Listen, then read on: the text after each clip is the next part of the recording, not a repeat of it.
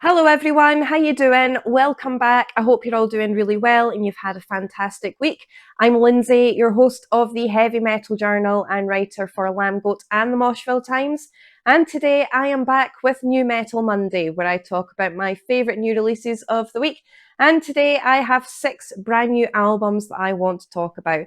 And I'm not going to hang around, let's just get straight into these. Okay, so starting off today's list, I have Catatonia with Nightmares as Extensions of the Waking State. And this is the 13th studio album from the gothic progressive doom metal band from Sweden. Now this album is deeply melodic and melancholic whilst blending elements of bleak doom metal, progressive intricacies with a bit of a gothic tinge to it. But it's very experimental whilst still maintaining catchy hooks, and it gets quite heavy at times as well, sporadically. Now, even though this album is quite heavy on the keyboard side of things, generating a lot of synthy atmosphere, which is really quite haunting, it's also quite guitar heavy this time round, so you can expect a lot of soaring solos and really intricate, beautiful riffs, especially with the introduction of new guitarists Nico and Sebastian. So like I said before, it does get quite heavy at times, but it certainly does focus on the ambience and the haunting atmosphere, whilst also incorporating a lot of amazing guitar work. This album is incredibly powerful and emotive in that way that only Catatonia know how to achieve.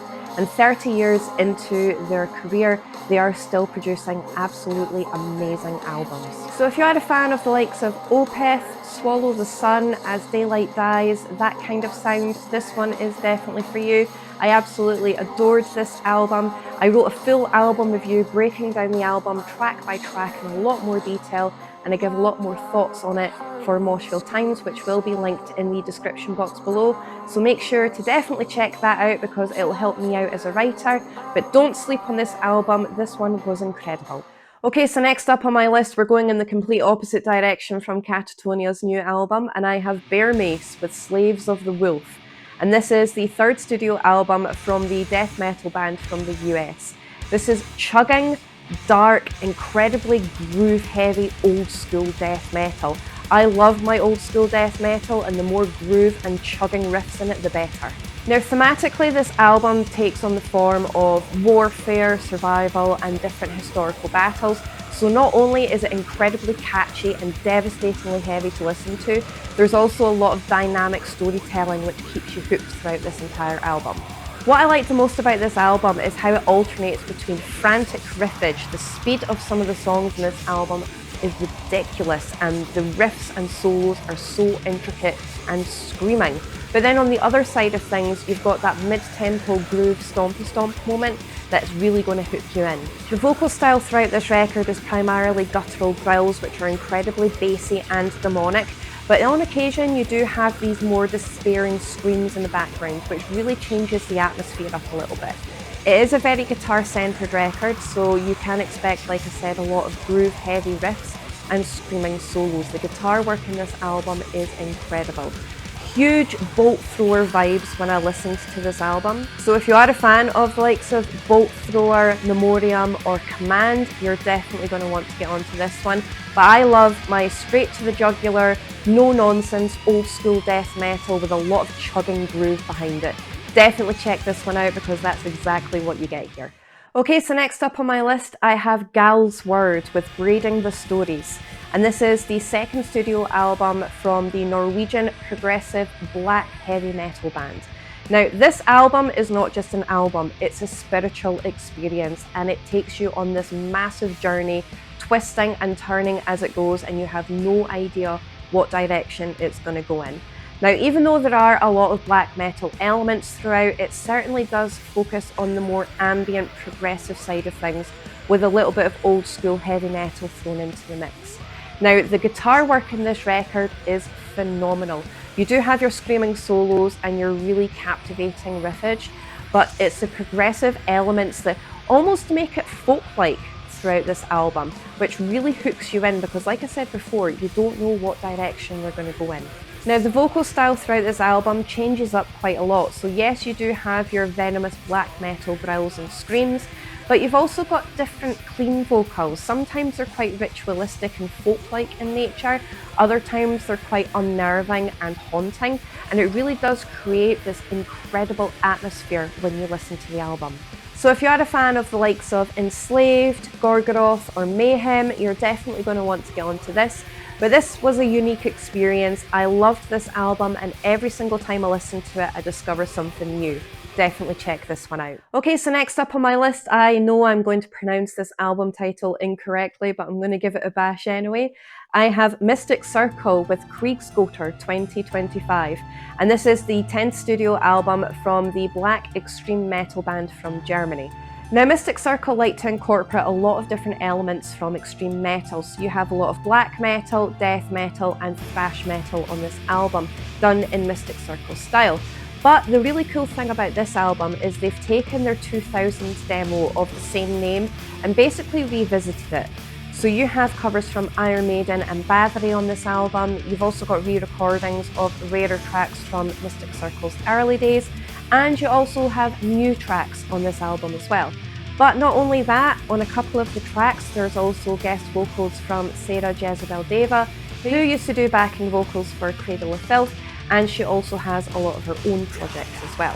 But the really cool thing about this album is how incredibly dark and intense it is. There's a very dark energy about this album, and it is deeply atmospheric. There's a lot of really cool keyboard and orchestral elements that makes it quite unnerving at times. But the black metal is blistering, so you do have a lot of tremolo picking, and you've also got the blast beats, and you have your black metal venomous growls and screams. But you've also got the death metal side of things as well, and a lot of really cool thrash metal elements.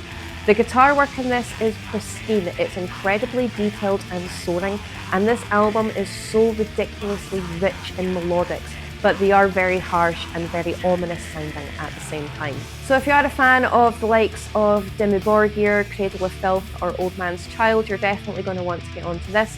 But I really enjoyed this. The album artwork is stunning and really grabs your attention too. Definitely check this one out. Okay, so next up on my list, I have Austere with The Stillness of Disillusion. And this is the 5th studio album from the atmospheric, depressive black metal duo from Australia. Now, this album is depressive in terms of its themes, so it tackles a lot of themes of depression, the inevitability of time, and the cycle of life and death. But when I say that this album is incredibly melodically rich and captivating, whilst also being bleak and cold at the same time, I mean it. This album is beyond stunning. Now, the vocal style throughout this album changes up between these guttural growls and venomous screams, but you've also got these clean vocals which are very choir-esque and incredibly haunting. Lots of blast beats, tremolo picking, incredible solos that just fly and soar, twisting and turning, and it's an incredibly catchy, ridiculously addictive album, whilst maintaining the blackened edge of things, making it very cold and bleak at the same time. There's a lot of haunting keyboard elements as well, there's a little bit of acoustic guitar from time to time, and it just has this very ominous yet muscular, commanding presence about it. Like I said before, this is a truly stunning album. So if you are a fan of the likes of Dødsstrit, Druch or Woods of Desolation, you're definitely going to want to get onto this one, but I absolutely loved this. It is incredibly cold and bleak and despairing, but there's something really beautiful and captivating and ridiculously addictive about it too. Definitely check this one out. Okay, so last up on my list, but certainly by no means least, I have Laserstone with Tomb of the Lunar Oracle. And this is the debut album from the cosmic, atmospheric, black metal dungeon synth project from the US. Now, this is a solo project, and we all know by now, if you've followed me for more than 5 minutes, I love my solo projects, and this one is incredible. It is so ridiculously stunning. Now, the black metal side of things is incredibly atmospheric with a lot of harsh melodics. So you have your tremolo picking, you've got your intense riffs, your blast beats, and the vocal style is venomous and rasping, and the guitar solos are soaring and screaming. But the ambience of this album is really what caught my attention. So there's a lot of really cool keyboard and synth elements that are extraterrestrial with a bit of a Blade Runner vibe and a lot of 80s kind of sci-fi mood about it, which I absolutely love. It does honestly feel like you are on a spaceship going into the unknown, and it is fantastic. but it's also incredibly dark and enticing at the same time, and it complements the black metal side of things incredibly well.